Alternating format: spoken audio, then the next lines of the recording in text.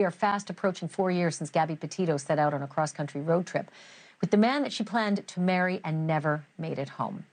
For weeks, that fiancé, Brian Laundrie, stonewalled the police, stonewalled her parents, and stonewalled the public. Did not help that Brian's family seemed complicit, at least in covering up Gabby's death. Gabby's disappearance and the Laundrie's behavior were a mystery for weeks. That consumed us.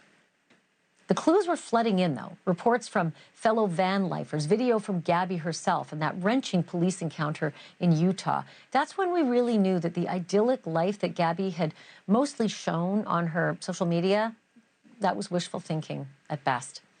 At some point during all of that, you may have wondered, as many of us did, why Gabby didn't just jump in that van by herself and drive as far away from Brian Laundrie as she could. And it turns out that thought actually did cross her mind. Netflix just dropped the latest installment of its American Murderer, a docuseries called Gabby Petito, revealing the days before she was killed. Gabby was texting with an ex-boyfriend and revealing the truth about her relationship with Brian Laundrie. The man is identified only as Jackson, and Gabby confided in Jackson that she planned to leave Brian but couldn't figure out how to do it. Jackson says, on August 22nd, I got a text from Gabby. I would really love to talk to you. I'm only alone until tomorrow. And I called her. A lot of what we talked about was just catching up, how life was going for her, how life was going for me. She kind of hinted at the fact that they had kind of gotten into an argument a little bit. She's like, I have a plan. I think I want to leave him. Our senior national correspondent, Brian Entin, has covered this case longer than almost anyone. He joins me now live. Brian, it's amazing that we are still learning new things about the Gabby Petito story this many years later. I felt like I knew it all. And then suddenly this documentary, you know, is very, very revealing. But not only that, you've had some revealing conversations, too. Let's first talk about this Jackson. It's incredible, he said, that she was actually planning an escape. We'd never heard that. Yeah, this is brand new. He is speaking out for the first time in this Netflix documentary. He says that they had broken up.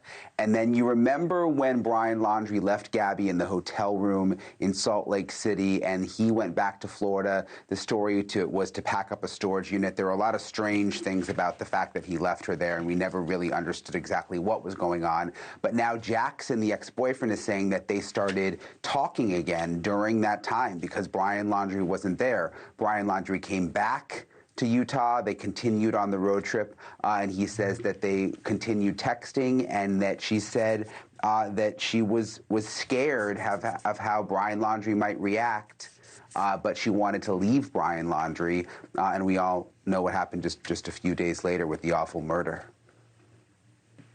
Talk to me a little bit about what you learned today about Gabby's white transit van. It was central to all of her social media posts. People were transfixed by the van life that she and that guy had decided to embark on. What did you learn? Yeah, so many people have asked me what happened to the van. Where is the van? It sort of just represents the whole story. People feel there's like this fascination with the van. They feel close to Gabby with the van. I went to Gabby's parents' house, and for the first time, we learned that the van does not even exist anymore. It has been crushed, and they have pieces of the van inside their home. Take a look at this. What we have here is all the stuff from, well, some stuff from Gabby's van. So we actually took her gas tank. We crushed the van. Yeah. So we took that off. So that's the gas tank. Yeah, that's the gas tank. So yeah, we crushed the van. we didn't want the van to be out there, someone owning it. Yeah. And then, you know, here is the van that Gabby was, you know, so we had it crushed. So my son really liked this sticker. Gabby loved her stickers. So this was on the van. So we cut this out. Just took a Sawzall and cut it out. It really was something to see the pieces of the van there, the stickers, the fact that they have the gas cap, and they just didn't want to keep the van, obviously just too emotional, and they didn't want anyone else to buy the van or figure out which van it was, so to them, crushing it was really the only option. Wow, it's so, I don't know, it's just so emotional to see that they kept those very small mementos, but especially it's just sad to hear that Joe was concerned that the van would become someone's you know, macabre artifact, and thus the better solution was to crush it. Where are they on forgiveness about all of this? Look, I mean, it's a long process, the healing process. I could tell that they're still very, very raw, despite the fact that they've spoken out about Gabby quite a bit and about the case. But they have made steps towards forgiveness, but there's also still a lot of anger. I mean, there's still a lot of questions about what Brian Laundrie's parents knew and when they knew and why they didn't come forward with information. This is what they told me. I have forgiven Brian, and I know that's what Gabby would have wanted, and I'm moving forward so I can help people. Yeah, I guess if you don't forgive, they always say then it's kind of holding you back. Is that true?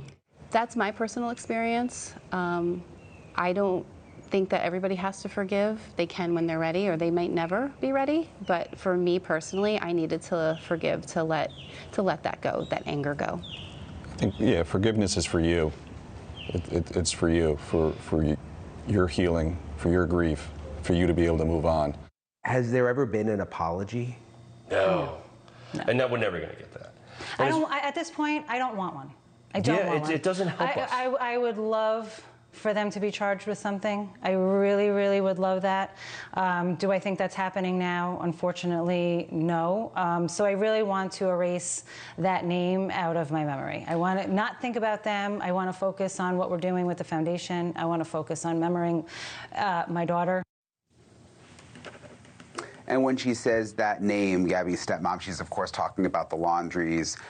They have always denied any wrongdoing, but again, through this civil lawsuit that the Petitos filed against them, these depositions came out where they admitted that they knew that Gabby was gone and that they had hired this criminal defense attorney very, very early on, and they were not talking to the police, and all of that still very much, obviously, bothers the Petitos. Such a sad story, and just again, I can't believe this many years later we're learning so many new details, you know, in that doc and then in your reporting as well. Brian, thank you for this. Really appreciate it. Thanks, Ashleigh.